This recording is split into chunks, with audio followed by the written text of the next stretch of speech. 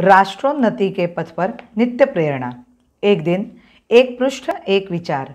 श्री गुरुजी समग्र 12 खंडों का संक्षिप्त रूप भारतीय विचार साधना पुणे द्वारा प्रकाशित किया गया है।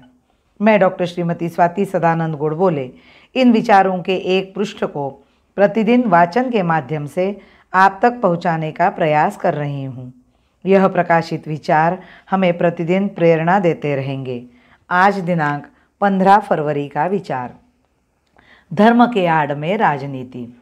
ईश्वर, पैगंबर और धर्म के नाम पर कुछ लोग केवल अपनी राजनीतिक महत्वाकांक्षाओं को आगे बढ़ाना चाहते हैं।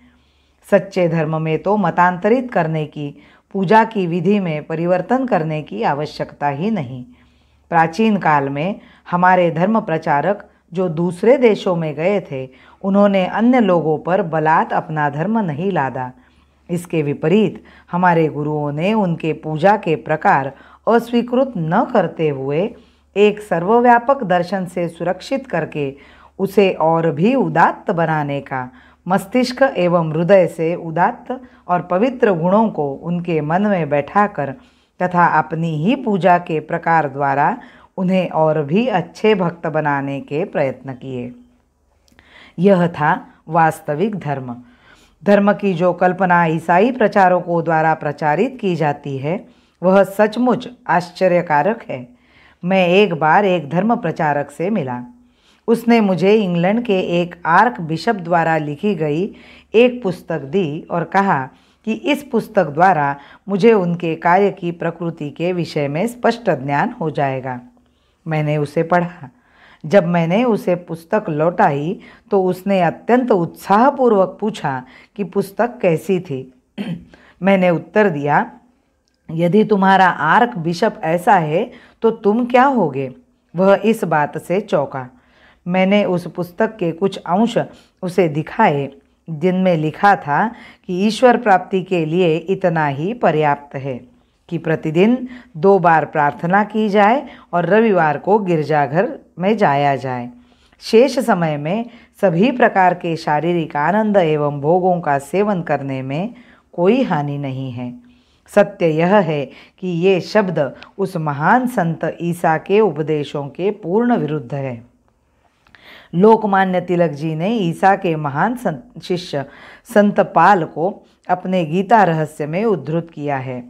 वह भी ईश्वर से कहता है, यदि मैं असत्य भाषण द्वारा तुम्हारी ईश्वर की महिमा की वृद्धि करता हूँ तो वह पाप कैसे हो सकता है?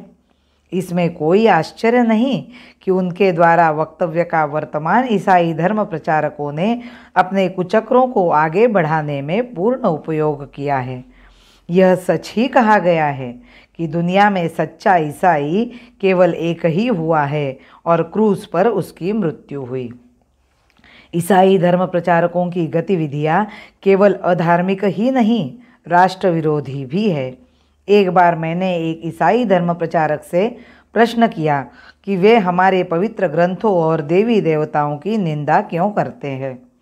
उसने स्पष्ट उत्तर दिया, हमारा लक्ष्य है कि हिंदू के हृदय से उसके धर्म के प्रति विश्वास को झटक कर बाहर कर दिया जाए। जब उसका यह विश्वास ध्वस्त हो जाएगा, तब उसका राष्ट्रत्व भी नष्ट कर दिया जाएगा। उसके मस्तिष्क में एक रिक्तता उत्पन्न हो जाएगी। तब हमारे लिए उस रिक्तता को ईसाइयत से भरना सरल हो जाएगा। है याद हमें युग युग की जलती अनेक घटनाएं, है याद हमें युग युग की जलती अनेक घटनाएं, जो माँ के सेवा के पथ पर आई बनकर विपदाएं, जो माँ के सेवा के पथ पर आई बनकर विपदाएं। भारत माता की जय। वंदे मातरम।